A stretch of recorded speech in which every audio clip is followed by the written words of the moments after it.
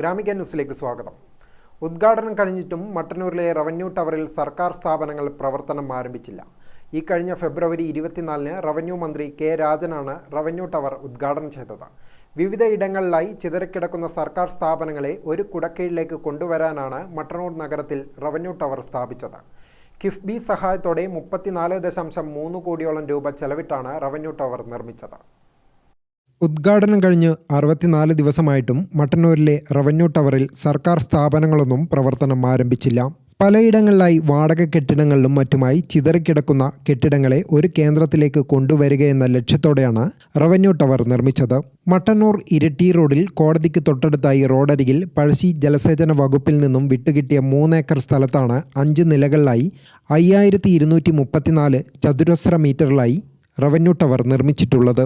ഒന്നാം നിലയിൽ AO office, SSA, BRC, employment exchange, food and safety office, legal metrology office എന്നിവയ്ക്കും രണ്ടാം നിലയിൽ ICDS office, Kinfra land acquisition office, mental health review board, Mattannur excise circle office എന്നിവയും മൂന്നാം നിലയിൽ വിമാനത്താവള land acquisition office, RTO enforcement office, Pazhassi irrigation, vector control office, archaeology office, minor irrigation office എന്നിവയ്ക്കുമാണ് സ്ഥലം അനുവദിച്ചത്.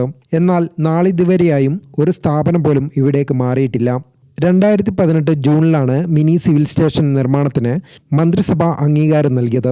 2019 ഒക്ടോബറിൽ മുഖ്യമന്ത്രി പിണറായി വിജയൻ റവന്യൂ ടവറിനും തൊട്ടടുത്ത് സ്പെഷ്യാലിറ്റി ആശുപത്രിക്കും തറക്കല്ലിട്ടു. കോവിഡ് വില്ലനായെങ്കിലും 2021 ഡിസംബറോടെ പ്രവൃത്തികൾ ദ്രുതഗതിയിലായി. പിന്നീട് വളരെ പെട്ടെന്നായിരുന്നു നിർമ്മാണം. ഉടനെ തന്നെ സർക്കാർ സ്ഥാപനങ്ങൾ റവന്യൂ ടവറിലേക്ക് മാറി പ്രവർത്തനം ആരംഭിക്കണമെന്നാണ് ജനങ്ങളുടെ ആവശ്യം. ഗ്രാമിക ന്യൂസ്, മട്ടന്നൂർ.